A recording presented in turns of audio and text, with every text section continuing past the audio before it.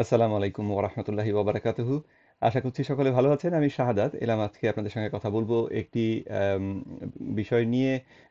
সম্প্রতি আমি doctor Moniruzzaman, doctor আ ইন্দ্রজিৎ প্রসাদ ইত্যাদি তাদের ভিডিওর বা তাদের যে তথ্য তারা প্রচার করে বেড়াচ্ছেন সেই তথ্যের সমালোচনা করে ভিডিও দিয়েছিলাম। এবং তার ফলে বেশ মজার বা উভয়মুখী আ রিঅ্যাকশন আপনাদের কাছ থেকে পেয়েছি।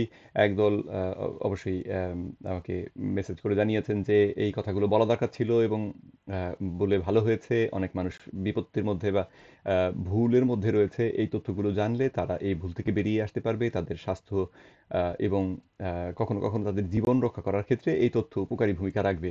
আবার ঠিক উল্টো ঘটনাও ঘটেছে। কেউ আ আ এই বিষয়ে আমাকে প্রতিবাদ জানিয়েছেন যে, "আপনি তো নিজে প্রফেসর নন, তাহলে একজন প্রফেসরের বিরুদ্ধে কথা বলেন কেন?" তো আম এই কথাটি বা এই প্রশ্নটি যারা করেছেন অবশ্যই তারা খুব সম্ভবত আমার চ্যানেলে আর নেই। কারণ হচ্ছে আমার চ্যানেলে আবার সাবস্ক্রাইবার সংখ্যা খানিকটা উল্টো দিকে গিয়েছে। ৫-৭ জন। কিন্তু ১০,০০০ এর মধ্যে প্রায় ১০,০০০ এর মধ্যে ৯,০০০ আম ৫৬০ জন আমার সাবস্ক্রাইবার ছিল আগে। আর সেটা এখন ৯,৫৫৫ জনে নেমে এসছে। তো সেটা থেকে বোঝা যায় যে তারা কেউ এই তথ্যে খুশি নন। তো তারপরে আমি এই যে আমার কাজ চালিয়ে যাচ্ছি বা এই পদ্ধতিটাকে আমার ব্যবহার করছি কেন? তারই একটা ব্যাখ্যা আজকে আপনাদেরকে দেওয়ার চেষ্টা করব। সেটি হচ্ছে যে সঠিক তথ্যটি মানুষের সামনে তুলে ধরাটা অত্যন্ত জরুরি, যাতে করে মানুষের উপকার হয় এবং ভুল তথ্যের কারণে মানুষের যে ক্ষতি হবার সম্ভাবনা সেটা যেন কমে। ১ নম্বর। ২ নম্বর হচ্ছে যে অনেকেই আমরা আম আ যারা নাকি কোনো বিষয়ে বিশেষজ্ঞ পর্যায়ে পৌঁছে গিয়েছি, তারা অনেক সময় আমাদের ওই বিশেষজ্ঞগিরির কারণে অন্ধ হয়ে পড়ি। অনেক সহজ বিষয় দেখতে পাই না। আ তো তখন অন্য কাউকে আবার এসে দেখিয়ে দিতে হয়, যাতে করে আমরা সঠিক পথে থাকতে পারি। নয়তো তাদের জন্যও সেটা যেকোনো সময় হয়তো বা ভবিষ্যতে লজ্জার ব্যাপার হতে পারে। তো এর অর্থ কি? যেমন ধরুন একজন ম্যাথমেটিক্সে পিএইচডি করা একজন লোক যদি হঠাৎ করে এসে বলতে শুরু করেন যে ২ আর ২ যোগ করলে ৫ হয়। তাহলে আপনি, আমি, আমাদের মতন সাধারণ মানুষদেরও অধিকার আছে তখন প্রশ্ন তোলার যে এটা কি করে সম্ভব? তাই না? আর আপনি পিএইচডি করেছেন বলেই আমরা এখন ২ আর ২ এ ৫ হয় কথাটা মেনে নেব। এর আসলে কোনো যৌক্তিক কারণ আমরা দেখতে পাচ্ছি না। যদি না আপনি আমাদের সামনে প্রমাণ করে দিতে পারেন যে ২ এবং ২ যোগ করলে ৫ হয়। তো আম এবং এইরকম লোক ধরুন যদি যিনি অ্যাম আপনার আমার মতন সাধারণ মানুষের সামনে কথা বলে তো পার পেয়ে গেলেন, কিছু হলো না। কিন্তু যদি একটা ধরুন আ গণিতবিদদের একটা সভা, একটা সম্মেলন, সেখানে গিয়ে যদি এই লোক একই কথা বলেন, তখন দেখা যাবে যে অন্যান্য বিশেষজ্ঞ যারা রয়েছেন এই গণিত বিদ্যার, তারা তখন হাসতে শুরু করবেন যে, "এই পাগল কোত্থেকে এলো?" যেটা কিনা এই মানুষটির যে সম্মান তার উপরে একটি ভয়ংকর রকমের বা শক্ত রকমের আঘাত হতে পারে। তার আ আ ভবিষ্যতের উপরে নেতিবাচক প্রভাব ফেলতে পারে। তো সেজন্যে এই বিষয়গুলো নিয়ে কথা বলাটা দরকার। সবসময় আমরা সঠিক কথা বলব তা নয়। কিন্তু কথা আমাদের বলতে হবে যাতে করে আমরা ভুলগুলোকে আম চিহ্নিত করতে পারি এবং ভুল থেকে বেঁচে থাকতে পারি। আর কেউ এরকম অন্ধ অনুকরণ বা অনুসরণের এই চক্করের মধ্যে পড়ে না যাই। তো আম এই কোয়ান্টাম ফাউন্ডেশনের যে ভিডিওগুলো ডক্টর মনিরুজ্জামানের কার্ডিওলজিস্ট তিনি একজন। তার আ মনিরুজ্জামানের এই ভিডিওগুলোকে আমি যে পর্যালোচনা করেছি, সেখানে ভেজিটেরিয়ান যে খাদ্য অভ্যাস সেগুলোর বিরোধিতা আমার ভিডিওতে আমি করেছি এবং আমি যে বিশেষজ্ঞদের অনুসরণ করি তারা এই বিষয়ে পরিষ্কার যে আম এই আ নিরামিষভোজী খাদ্য অভ্যাস যেটা সেটা মানুষের জন্যে আসলে উপযুক্ত খাদ্য অভ্যাস নয়। এবং যারা নিরামিষভোজী তারাও স্বীকার করেন যে এই খাদ্য অভ্যাসে মানুষের দেহের জন্যে যে পুষ্টি চাহিদা সেটাকে সম্পূর্ণরূপে মেটানো সম্ভব না। তো আ এই ব্যাপারে যদি সন্দেহ না থাকে তাহলে তো এই খাদ্য অভ্যাস ধরে রাখার চেষ্টা করার কোনো মানে নেই। কিন্তু তারপরেও বড় কিছু ডাক্তার রয়েছেন আমেরিকাতে তারা অত্যন্ত স্বনামধন্য।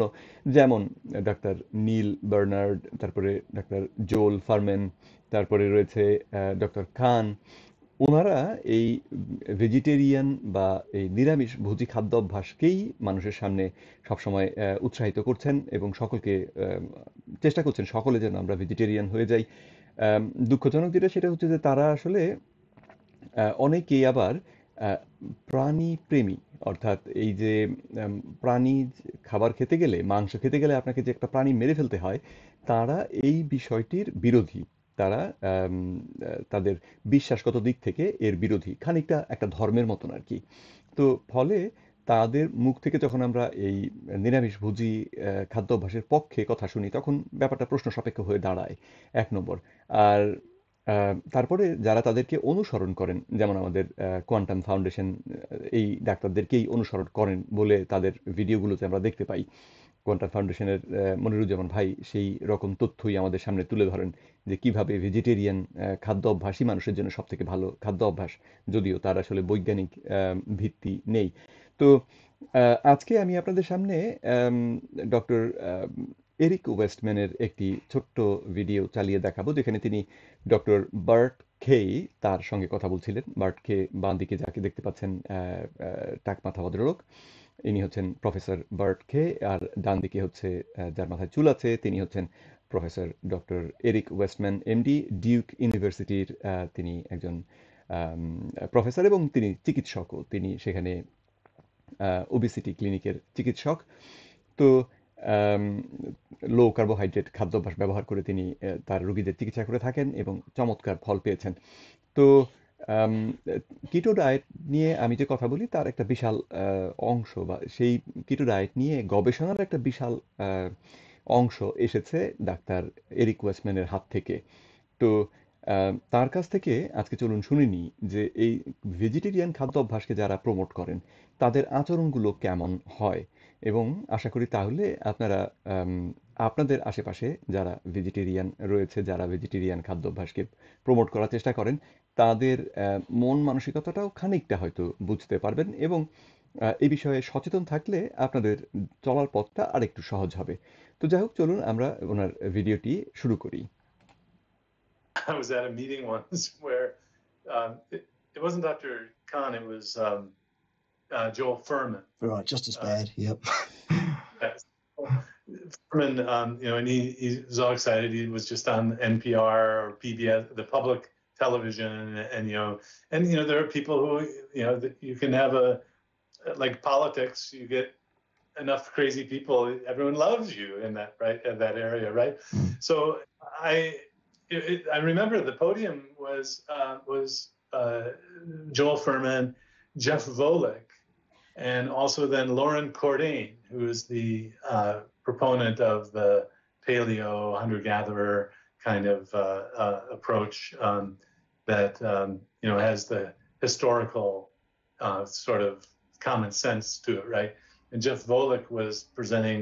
So there's Lauren Cordain, Jeff Volek was showing trials 8, 10 weeks, 12 weeks, low carb, looking good and all that. And then Joel Furman really didn't show any data at all, So I get to the podium and I ask all three of them to, say, well, you showed this. There really isn't long-term human data, and you really don't have Lauren Cordain, you don't have any data currently. And Dr. Furman, you really didn't show any data. Furman went back to me, it just took me out like with a bazooka. He's like, well, how can you say that and all that? And I had research publications at the time. And I said, clearly you didn't read my paper. And he just kept going on and on. Well, as this was happening, so I didn't get a chance to hear from Jeff and from Lauren. I mean, this was like just a question, you really didn't, can you just back up what you're saying, And he comes after me, swinging with both arms, and finally the director. So I was vice president of the organization. তো এ পর্যন্ত দেখার পরে যারা বাংলা, ইংরেজি যারা ভালো বোঝেন না, তাদের জন্য ছোট্ট করে অনুবাদ একটু করে দিচ্ছি। সেটি হচ্ছে, জোল ফারম্যান নামে একজন এরকম রয়েছেন, আমেরিকার একজন, তিনি ডাক্তার এবং তিনি এই ভেজিটেরিয়ান বা নিরামিষভোজী খাদ্যাভ্যাসের উৎসাহদাতা। তিনি একটা ইসেতে মিটিংয়ে ছিলেন এবং সেই সময়ে তার এই খাদ্য অভ্যাসকে বিভিন্ন টেলিভিশনের মাধ্যমে প্রচার করার চেষ্টা করা হচ্ছিল। সুতরাং তিনি ওই একটা মানসিকতার মধ্যে ওইরকম একটা সময়ের মধ্যে দিয়ে যাচ্ছিলেন যে সবাই তখন তার কথা শুনছে এবং তিনি এই যে পুষ্টিবিদ্যা জগতের মধ্যে একজন শাইনিং স্টার, অত্যন্ত উজ্জ্বল নক্ষত্র, এরকম ধরনের একটা মন মানসিকতা হয়তো তার মধ্যে তখন ছিল। তো সেই সময়ে তাকে একটি অনুষ্ঠানে ডাকা হয়েছিল, আলোচনা অনুষ্ঠান বা একটি সম্মেলনের মতন। সেখানে ডক্টর জেফ ভলেক, ডক্টর এই আহ, জোল ফারম্যান এবং সঙ্গে ছিলেন আরেকজন লোরেন কোডিন নামে আরেকজন ভদ্রলোক ছিলেন। তো তিনজনের উপস্থাপনার শেষে ডক্টর এরিক ওয়েস্টম্যান, যিনি সেখানে উপস্থাপনা করছিলেন না, তিনি শ্রোতাদের মধ্যে ছিলেন। তিনি গিয়ে প্রশ্ন করলেন, কারণ ওই যে অনুষ্ঠানের শেষে যে প্রশ্ন উত্তর অংশ থাকে, সেই অংশে তিনি জিজ্ঞেস করলেন যে ডক্টর জেফ ভলেক কিছু তথ্য দেখিয়েছেন, উপাত্ত দেখিয়েছেন, গবেষণা যে করেছেন সেই গবেষণার উপাত্ত দেখিয়েছেন, যেখানে গবেষণাগুলো হয়তো ছিল সপ্তাহব্যাপী, 3 সপ্তাহব্যাপী, এই রকমের ছোট গবেষণা। তারপরে অন্য যে ভদ্রলোক লরেন কোর্ডেন, তিনিও এরকম গবেষণার উপাত্ত দেখিয়েছেন যে তারা কিরকম গবেষণা করেছেন এবং সেই গবেষণা থেকে কি তথ্য উপাত্ত তারা পেয়েছেন। কিন্তু জোল ফারম্যান অনেক কথাই বলেছেন, কিন্তু তিনি কোনো উপাত্ত আসলে দেখাননি সেই উপস্থাপনায়, সেই অনুষ্ঠানটিতে। সুতরাং যৌক্তিকভাবেই তখন প্রশ্ন তোলা যায় যে আপনি যে কথাগুলো বলছেন, যে দাবিগুলো করছেন, সেই দাবিগুলোকে আম, আহ, সেই দাবিগুলোর সপক্ষে আপনার হাতে কি প্রমাণ আছে? এবং বিজ্ঞানের জগতে সেটা তো একটা অত্যন্ত গুরুত্বপূর্ণ জিনিস, তাই না? আমরা সেটা খুব গুরুত্ব দিয়ে করি। তো সেই প্রশ্ন করার পরে ডক্টর জে ভলেক এবং ডক্টর লরেন কোডিয়ান তারা খুব বেশি কথা বলার সুযোগ পেলেন না। কারণ জোল ফারম্যান এমন লাফঝাপ শুরু করলেন যে ডাক্তার এরিক ওয়েস্টম্যান, যিনি সাধারণ ডাক্তার তখন নন, কারণ তিনি ততদিনে নিজের করা গবেষণাপত্র প্রকাশ করে সেরেছেন। তো সেটি একটি বড় মানে গবেষকদের জগতে তার যে পদচারণা সেটা তখনও চলছে। নিশ্চিতভাবেই ডাক্তার জোল ফারম্যান ডক্টর এরিক ওয়েস্টম্যানকে চিনতেন না এবং সে কারণে তিনি তার সঙ্গে যে আচরণ করেন সেটি একেবারেই অগ্রহণযোগ্য ধরনের আচরণ। আম, এবং বিজ্ঞান দিয়ে, উপাত্ত দিয়ে তার দাবিগুলোকে প্রমাণ করার পরিবর্তে তিনি ওই হাত পা ছোড়াছুড়ি শুরু করেন আর কি, যে আমি যেটা বলেছি সেটার বিরুদ্ধে কথা বলো, তোমার কত বড় সাহস, এই সমস্ত কথা তুমি কোত্থেকে শিখলে, এরকম একটা ব্যাপার আর কি। তো যেটা অত্যন্ত দুঃখজনক, লজ্জার ব্যাপার আসলে বিজ্ঞানী হিসেবে বা চিকিৎসা জগতে থেকে এই রকমের আচরণ করাটা মোটেও গ্রহণযোগ্য নয়। আমাদের দেশের ডাক্তারদের মধ্যেও আমি এই আচরণ দেখতে পাই। এবং সেজন্যেই আমার এই যে প্রতিবাদ করার চেষ্টা, যাতে করে তারা বুঝতে পারেন যে তারা একটা কথা বলেছেন, সেই জন্যেই সেই কথাটি সত্যি। মানে অন্য কোনো প্রমাণ আর দরকার নেই। এই রকম আহ, ভুলের মধ্যে বা স্বপ্নের মধ্যে যেন ওনারা বিচরণ না করেন, সেই জন্যেই এই প্রতিবাদগুলো করা। তো চলুন আমরা ডাক্তার এরিক ওয়েস্টম্যানের বাকি কথাগুলো শুনি। আরো গল্প আছে এখানে। The director of education comes forward and says, Eric, just sit down. It's like, well, okay, but he didn't answer my question. So afterwards, the group of the politics of the organization, the leaders got together and decided to bring, the young Dr. Westman in. And so I'm the young Dr. Westman, I'm vice president, and they go, Eric, we invited Dr. Furman to come as a guest, and you gave him a hard time. No, I didn't. Were you there? Eric, it doesn't matter. We want you to write him a letter of apology. Oh, hell no. Hell no. Yeah. And you know what? I did. Okay. And it's not because he's right. It's the politics of the organization. In fact, there were people then in the audience who were his disciples who were upset with me when all I did is ask all three of the people. So I'm just getting into why I've stayed low in terms of giving the vegetarian, what did you call them? The druid. The priests of the Church of Anorexia Vegana. তো এইটুকু আবার আপনাদেরকে খানিকটা বুঝিয়ে বলি। আহ, তো সেই অনুষ্ঠানে ডক্টর এরিক ওয়েস্টম্যান এই বিপত্তির মধ্যে পড়লেন যে ডক্টর জোল ফারম্যান তার বিরুদ্ধে রীতিমতো হইচই করা শুরু করলেন, যেটা একজন বিজ্ঞানীর কাছ থেকে, একজন প্রফেশনালের কাছ থেকে আশা করা যায় না। তো তারপরে তার যেহেতু তিনি যেই সংগঠনটি তাকে ওই ডক্টর জোল ফারম্যানকে আমন্ত্রণ করে এনেছিল, তিনিও যেহেতু সেই সংগঠনের একজন সদস্য ছিলেন এবং ভাইস প্রেসিডেন্ট ছিলেন, তো তখন এই সংগঠনের পক্ষ থেকে তাকে বলা হলো যে আপনি তারপরেও মানে আপনি সঠিক হন ব্যাঠিক হন, তো তিনি যেহেতু মনে আঘাত পেয়েছেন, তিনি যেহেতু বিষয়টিকে অপমান হিসেবে নিয়েছেন, আপনি তার কাছে একটা ক্ষমা চেয়ে একটা পত্র লিখে দিবেন। এবং ডক্টর এরিক ওয়েস্টম্যান সেই কাজটি করেছেন। আহ, এবং তিনি তার ব্যাখ্যাতে পরিষ্কার বললেন যে তিনি সত্য বলেননি, তিনি সঠিক ছিলেন না, সেটা আমি জানি, কিন্তু তারপরেও এই যে আম, এটার যে রাজনীতি, এই যে আম, রাজনৈতিকভাবে যে মতামত নিয়ে যে ধাক্কাধাক্কি কামড়াকামড়ি, সেটা থেকে নিজেকে বাঁচানোর জন্য তিনি এই কাজ করেছিলেন। তিনি ক্ষমা চেয়ে ওই জোল ফারম্যানের কাছে চিঠি লিখেছিলেন। আর এই সময়ে এই যেখানে যেই প্রোগ্রামটি হচ্ছিল, যে প্রোগ্রামে এই আলোচনা হচ্ছিল, সেই প্রোগ্রামের মধ্যে জোল ফারম্যানের কিছু অনুসারী সেখানে ছিলেন, যারা ডাক্তার এরিক ওয়েস্টম্যানের উপরে ক্ষেপে গিয়েছিলেন এবং তার প্রতি অসন্তুষ্ট হয়েছিলেন যে আপনি এই প্রশ্ন করলেন কি করে? অথচ তিনি কিন্তু শুধুমাত্র যে জোল ফারম্যানকেই প্রশ্ন করেছিলেন তা নয়, তিনি তিনজনকেই, যারা তিনজন এই বিশেষজ্ঞ হিসেবে প্যানেলের মধ্যে ছিলেন, স্টেজের মধ্যে ছিলেন, তিনজনকে জিজ্ঞেস করেছিলেন যে আপনাদের যে উপস্থাপিত যে প্রমাণ, সেই প্রমাণের শক্তি কতটা, উপাত্ত কোথায়? ডক্টর জে ভোলেকের কাছেও সেই একই প্রশ্ন ছিল যে আপনার গবেষণাগুলো ছোট ছোট, তাহলে এটার থেকে দীর্ঘমেয়াদে এর যে ফল সেই সম্পর্কে কথা বলা, কিছু দাবি করা যায় না আসলে, কারণ আপনি সেটা গবেষণা করেননি। তো ঠিক একই প্রশ্ন ছিল লরেন কোর্ডিন যে ভদ্রলোক ছিল তার কাছেও। তো আর তৃতীয় প্রশ্ন ছিল আম, এই জোল ফারম্যানের কাছে, কারণ তিনি কোনো উপাত্তই দেখাননি, সুতরাং তার কাছে প্রশ্ন ছিল যে আপনি কোনো উপাত্ত দেখালেন না, যেটা কিনা অত্যন্ত যৌক্তিকভাবেই প্রশ্নটি চলে আসে, কিন্তু আহ, এর যে রিয়াকশন, সেই রিয়াকশন দেখে তিনি খুব অবাক হয়েছিলেন যে মানুষ আসলে যখন আমরা এই কাউকে গুরু হিসেবে মানতে শুরু করি এবং গুরুমুখী বিজ্ঞান অনুসরণ করতে শুরু করি, তখন এই ঝামেলাগুলো হয়। আমাদের কোয়ান্টাম মেথডটা তো আসলে খানিকটা গুরুমুখী বিদ্যাই, কারণ কোয়ান্টাম মেথডের মূল ধারণাটাই হচ্ছে ওই কি যেন আমাদের এই গুরুকে নিয়ে, মহাজাতক শহীদ আল বুখারি তার প্রচেষ্টা নিয়ে শুরু, এবং তাকে সবাই গুরুজি বলেই ডাকেন। তো সেই সংগঠন থেকে ডাক্তার মনিরুজ্জামান যখন তথ্য দেন, সেটাও খানিকটা গুরুমুখী তথ্যের মতনই হয়। যাই হোক, আশা করছি আপনারা বুঝতে পারছেন সমস্যাটি কি বা কিভাবে আমি এই বিষয়গুলোকে দেখি। তো আরো গল্প রয়েছে, চলুন আমরা বাকিটা দেখি। Yes, Yeah. I've never heard that. That's great.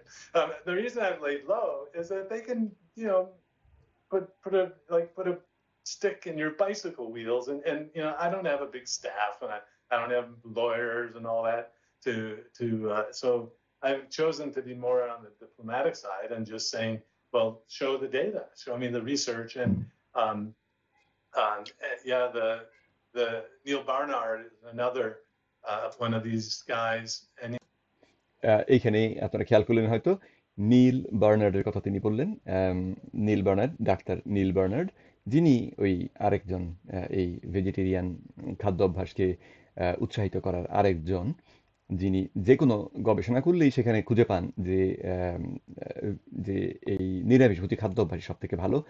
তার সমস্ত গবেষণায় সেই দাবি করে। তারপরে আরেকজন আছেন হার্ভার্ড স্কুল অফ হেলথের প্রধান ছিলেন বহুদিন, ডক্টর ওয়াল্টার উইলেট। তারও গবেষণা থেকে, তার যেই কোনো গবেষণাই আপনি করতে দিন, ফলাফলের মধ্যে আসবে যে এটার মধ্যে ভেজিটেরিয়ান হলে উপকার বেশি হয়। তো যাই হোক, চলুন নীল বার্নার্ডের গল্পটি আমরা শুনে শেষ করি। it's interesting. They're all guys, aren't they? Yeah. I mean, or pretty much. Mm. And then the kind of glory movie of Forks Over Knives. It's like they're glorifying these men. I mean, it's very strange. Yeah, it's very cultish, and want to differentiate that from the low carb science, where it's not a cult. Mm. Um, but Neil Barnard and I were on the same podium once at a cardiology meeting, and I've only met him a couple times two times through the years, I think. He does studies of about 100 people, clinical trials, prospective, and usually compares the approach that he uses, I think vegan or vegetarian, to the standard American diet, which, you know, anything can win against that. Sure. But then get up and say, see, this diet's better than any other diet. I'm like, but you didn't test it against low carb diets. You didn't test it against Mediterranean diet. How can you say that? You know, so I think one of the issues is there's a lack of accountability for what people can say, and এইখানেই doctor ওয়েস্টম্যানের যে কথা সেটাকে আমি থামিয়ে দিচ্ছি, কারণ আমাদের তথ্য বা গল্পটা পেয়ে গিয়েছি, যে গল্পটা আমি আপনাদের সঙ্গে শেয়ার করতে চাইছিলাম সেটা পেয়ে গিয়েছি, যেখানে তিনি বললেন যে নীল বার্নার্ডের সঙ্গে তিনি একবার স্টেজে ছিলেন একসঙ্গে, এবং সেই নীল বার্নার্ডের অবস্থানটা হচ্ছে এরকম যে তিনি গবেষণা করছেন 100 মানুষ নিয়ে, হয়তো প্রসপেক্টিভ স্টাডি সেইরকম একটা গবেষণা করে সেখান থেকে এবং তার গবেষণাটা হয় সাধারণত স্ট্যান্ডার্ড আমেরিকান যে ডায়েট, সেই ডায়েট একদল খায় আর অন্য দলকে তিনি ভেজিটেরিয়ান ডায়েট খাওয়ান। এবং স্ট্যান্ডার্ড আমেরিকান ডায়েটটা আসলে এতই খারাপ একটা ডায়েট, যেটাকে অনেকেই করে ঠাট্টা করে বলেন স্যাড ডায়েট, দুঃখজনক diet, SAD, standard American diet. তো যে কোনো খাদ্য অভ্যাসই দেখা যায়, যদি সেটা প্রাকৃতিক খাদ্য ভিত্তিক হয়, তাহলে সেটা দেখা যায় এই প্রসেসড খাদ্য ভিত্তিক যে স্ট্যান্ডার্ড আমেরিকান ডায়েট, তার তুলনায় সেই অন্য যে কোনো ডায়েট আর অনেক ভালো পারফর্ম করে, বা পুষ্টি চাহিদার দিক থেকে সেটা মানুষকে সাহায্য বেশি করে। তো ডক্টর নীল বার্নার্ড এই রকমের গবেষণা একখানা করলেন, করে তারপরে তিনি হয়তো ঘোষণা করতে শুরু করলেন যে তাহলে দেখা যাচ্ছে যে এই ভেজিটেরিয়ান ডায়েটটা অন্য যে কোনো ডায়েটের থেকেই ভালো। তো ডক্টর এরিক ওয়েস্টম্যান সেটাতেই তার আপত্তি, তখন তিনি আপত্তি করলেন যে আপনি এই কথা বলছেন কি করে, কারণ আপনি তো অন্য ডায়েটগুলোকে নিয়ে গবেষণা করেননি, এবং আমরাও এটা বুঝতে পারি যে যে যেই বিষয়টি নিয়ে আপনি পরীক্ষা নিরীক্ষা করেছেন সেই বিষয়টি নিয়ে আপনি কথা বলতে পারেন, কিন্তু যে বিষয়ে আপনি পরীক্ষা নিরীক্ষা করেননি সেই বিষয় সম্পর্কে এইরকম আহ, আহ, জোর দিয়ে বলা যে আমার ডায়েট ওইটা থেকেও ভালো সেটা থেকেও ভালো, যদিও আমি পরীক্ষা করিনি, এটা তো আসলে একজন বিজ্ঞানীর কথা তো নয়ই, বরং অত্যন্ত কি বলবো যে অযৌক্তিক একজন মানুষের দাবি হতে পারে, যে মানুষ আসলে যুক্তিকে অনুসরণ করেন না, বিজ্ঞান তো দূরেই থাকলো। তো আহ, সেই রকম এই এই এই ডক্টর নীল বার্নারের কাছ থেকে সেই রকম আচরণ ডাক্তার এরিক ওয়েস্টম্যান পেয়েছেন, এবং তিনি দাবি করছেন যে এই বিষয়গুলো এই গবেষণার যে হেডলাইনের মধ্যে কি বলা যায়, এই কথাগুলো আরো নিবিড়ভাবে নিয়ন্ত্রণ হওয়া দরকার। কারণ আহ, গবেষণা করছি আমরা এক বিষয় নিয়ে, তারপরে দাবি করছি অন্য একটা ফল। উদাহরণ হিসেবে আমি ডক্টর প্রফেসর ডক্টর জন আয়োনিডিসের দেওয়া কতগুলো উদাহরণের কথা বলবো, যেখানে আহ, গবেষণা করা হয়েছে টমেটোর উপরে। টমেটোর ভেতরে হাজার রকমের কেমিক্যাল পাওয়া যায়, বিভিন্ন রকমের অণু থাকে। তার মধ্যে এক দল গবেষণা করেছেন টমেটোর একটা অণুকে নিয়ে, ধরুন উদাহরণ হিসেবে বললাম লাইকোপিন। লাইকোপিন নিয়ে গবেষণা করেছেন। তারা গবেষণা করে এক রকমের ফল পেয়েছেন। তারা হয়তো এই উদাহরণের জন্য ধরে নিন যে তারা লাইকোপিন নিয়ে গবেষণা করে পেলেন যে টমেটোর লাইকোপিন খেলে ক্যান্সারের বিরুদ্ধে সেটা কাজ করতে পারে। সুতরাং তারা ঘোষণা করে দিলেন টমেটো খেলে ক্যান্সার ভালো হয়ে যাবে। অথচ তারা কিন্তু সেই গবেষণা করেননি। তারা টমেটো খাইয়ে কাউকে ক্যান্সার ভালো করে তারপরে এই দাবি করেননি, বরং টমেটোর মধ্যে লাইকোপিন রয়েছে, তারা দাবি করেছেন লাইকোপিনটা ক্যান্সারের বিরুদ্ধে কাজ করে, তাতে যৌক্তিকভাবে এটা হতে পারে। আবার অন্য দল টমেটো নিয়ে কাজ শুরু করলেন। তারা টমেটোর মধ্যে ক্ষতিকারক কি আছে খুঁজছেন। তাদের গিয়ে দেখলেন টমেটোর মধ্যে প্রচুর পরিমাণে লেকটিন রয়েছে। লেকটিন মানুষের পেটের ক্ষতি করে, বা অন্য কোনো কেমিক্যাল পেলেন যেটা মানুষের দেহে যেটাকে কার্সিনোজেন বলা হয়, যেটার মাধ্যমে ক্যান্সার রোগের সূচনা হতে পারে। ব্যাস, তারা বললেন টমেটো খেলেই ক্যান্সার হয়ে যাবে। তাদের এই দাবিটাও কিন্তু ভুল। তারা কাউকে টমেটো খাইয়ে ক্যান্সার হয়েছে এটা প্রমাণ করেননি। তারা প্রমাণ করেছেন টমেটোর মধ্যে এই রকমের রয়েছে, অণু রয়েছে, যেটা ক্যান্সার শুরু করার জন্যে দায়ী বলে এর আগে দাবি করা হয়েছে, বা বিজ্ঞানীরা এর আগে সেটাকে নিশ্চিত করেছেন। তো সেই দিক বিবেচনা করলে দাবিটা মানে গবেষক হিসেবে তাদের দাবিটা হওয়া উচিত ছিল এইটুকু যে টমেটোর মধ্যে এই জিনিস রয়েছে যেই জিনিসটা ব্যবহার করে ক্যান্সার রোগের উপকার হতে দেখেছি আমরা, বা টমেটোর মধ্যে এই জিনিসটা রয়েছে যেই জিনিসটা ব্যবহার করে ক্যান্সার রোগের ক্ষতি হতে দেখেছি আমরা। কিন্তু তা না করে তারা বলছেন যে টমেটো খেলেই ক্যান্সার ভালো হয়ে যাবে, টমেটো খেলেই ক্যান্সার হতে শুরু করবে। তো এই রকমের তথ্য তখন সাধারণ মানুষকে বিভ্রান্ত করে এবং আহ, আহ, কি বলে যে খবরের কাগজ বিক্রি বাড়িয়ে দেয়, কিন্তু মানুষের আসলে উপকার হয় না। তো এই রকম ইসে থেকে আমাদের দূরে থাকা উচিত। কদিন আগেই বোধহয় আমাদের দেশে এই নিয়ে খুব হাস্যকর একটা ঘটনা ঘটে গেল। ৭১ টিভির একটা প্রোগ্রামে বোধহয় দেখেছিলাম যে একজন সায়েন্টিস্ট তিনি তার অধীনে একখানা গবেষণা করেছেন। বেগুনের মধ্যে ক্ষতিকর কি কি জিনিস রয়েছে সেটা তারা খুঁজে বের করেছিলেন এবং তারা দেখিয়েছেন যে বেগুনের মধ্যে ক্যান্সার ঘটাতে পারে এমন কতগুলো অণু রয়েছে।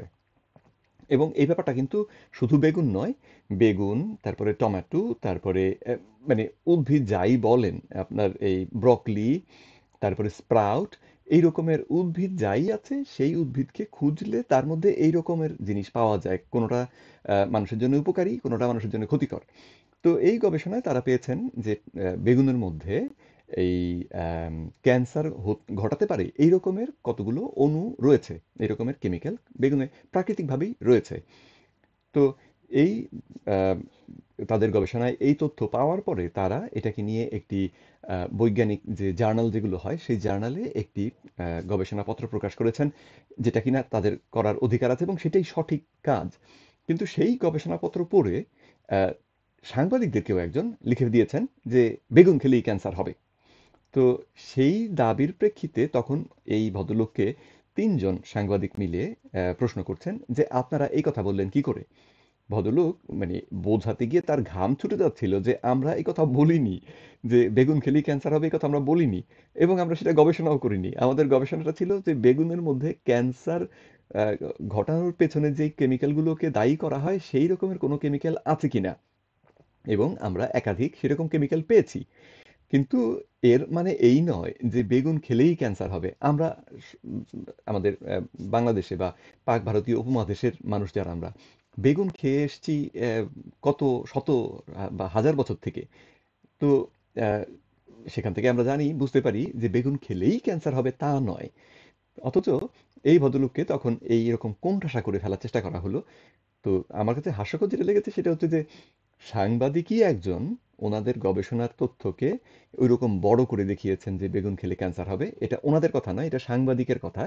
আবার এখন সাংবাদিকই ওনাকে প্রশ্ন করছেন যেই দাবি উনি করেননি, সেই দাবির প্রেক্ষিতেই ওনাকে প্রশ্ন করা হচ্ছে যে আপনারা এই দাবি কেন করলেন। মানে যুক্তি তর্ক বা মানুষের সাধারণ যে কমন সেন্স যেটাকে বলি আমরা, সাধারণ জ্ঞান, সাধারণ বোধ, আহ, সেটা যে কোন পর্যায়ে গিয়েছে সেটা এই এই এই আম, অনুষ্ঠানটি দেখে আমি ভাবছিলাম যে মানে এরা কি পাগল নাকি। যাই হোক, তো এই সমস্ত কারণেই আসলে আমি এই এই যে তথ্যকে আমার শিক্ষা মতে ভুল বলে জানি, সেই তথ্যগুলোকে আমি আপনাদের সামনে তুলে ধরার চেষ্টা করি। আমি যে সবসময় সঠিক তা নয়, আমি যাদেরকে অনুসরণ করি তারাও যে সবসময় সঠিক তাও নয়।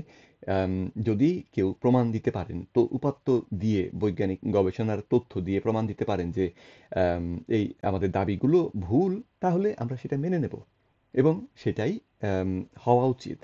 আহ, এই বিষয়টি আমাদের যে আম, আহ, এই বিষয়গুলো আমাদের ধর্ম তো নয় যে এই বিষয়ে যদি কেউ অস্বীকার করে তাহলে আমার ধর্মকে অস্বীকার করা হচ্ছে, ব্যাপারটা তো তা নয়, তাই না? তো এই বিষয়গুলো সম্পর্কে আমরা অনেক বেশি সিরিয়াস হয়ে যাই, আসলে অনেক বেশি আবেগতাড়িত হয়ে পড়ি, যেটা হওয়া উচিত নয়। তো যাই হোক, আশা করছি এই আলোচনা থেকে আপনারা খানিকটা বুঝে থাকবেন যে কেন আমি এগুলো করি এবং কেন আমি এটা করা চালিয়ে যাব এবং কেন এটা আসলে করা উচিত, কেন এটা মানুষের জন্য আসলে উপকারী, এবং কেন এটা যারা বিশেষজ্ঞ এবং বিশেষজ্ঞ হয়েও ভুল কথা বলছেন তাদের জন্য বিশেষভাবে উপকারী। আজকে এই পর্যন্তই। সকলে সুস্থ থাকুন, সুন্দর থাকুন। পরবর্তী ভিডিওতে আবার দেখা হবে সেই আশা রেখে বিদায় নিচ্ছি।